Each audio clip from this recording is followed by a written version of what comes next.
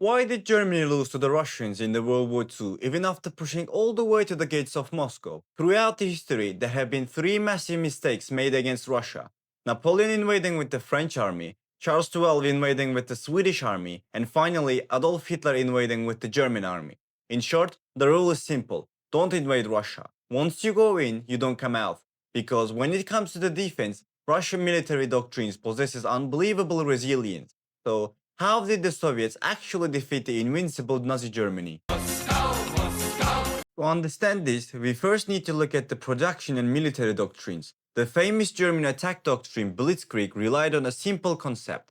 Mass your motorized units, pierce the enemy lines with the air support, encircle them, cut their logistics and annihilate them. Basically, hit fast, hit hard, end it in one blow. No matter how technologically superior the Germans were, their resources were strictly limited. They absolutely could not afford a war of attrition. Their production matched their mindset, quality over quantity. Even when outnumbered 1 to 3 or 1 to 4, superior German engineering was supposed to close the gap. From infantry rifles to tanks, they had to have the best, and initially it worked perfectly. The Russian Air Force was shattered by the Luftwaffe. European nations used to the World War I trench warfare were completely helpless against the Blitzkrieg. For a while, the Germans were just rolling over everyone. But eventually, Hitler's obsession with mega weapons messed everything up. Take the Dora and Gustav railway guns, for example. These guns were the size of an apartment building and could fire up to the 48 kilometers, but they were incredibly clunky, astronomically expensive, and a nightmare to transport. Instead of these absurd projects, they could have built hundreds of practical 88mm flak guns. The Germans did make cheap, effective tank destroyers like Stug,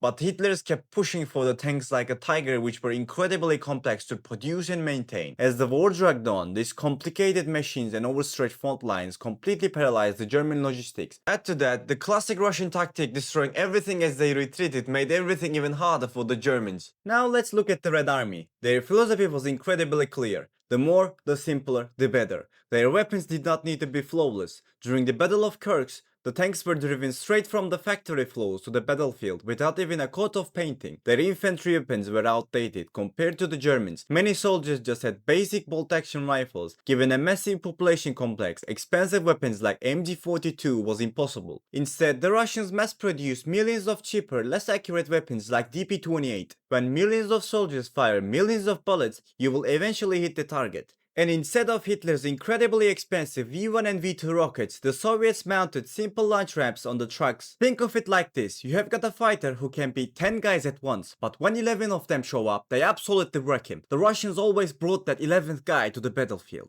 At Kursk, the biggest tank battle in the history, a single Tiger could destroy 9 or 10 T-34s, but the Russians always rolled out with the 11th tank. Furthermore, if a T-34 broke down, the crew could often jump out and fix it themselves, but when highly complex Tiger or Panzer broke down, the crew usually had to abandon it. Then comes the brain of the Red Army, Georgy Zhukov. Zhukov developed the ultimate counter to the Blitzkrieg, defensive in depth, and he had everything he needed for it. Endless flat terrain, an infinite population, and of course a lot of vodka. Defense in depth worked like this. Instead of holding a single front line, you dig in and create a second, a third, and even a fourth line filled with the trenches and mines. The goal is to turn the first line into absolute hell and break the enemy's attack momentum and fall back. After Stalingrad, the Germans tried one last major offensive at Kursk. They broke through several lines, but the lines were just kept coming. The Germans had bitten off way more than they could swallow. Eventually, the war turned into exactly what the Germans feared the most, a brutal war of attrition.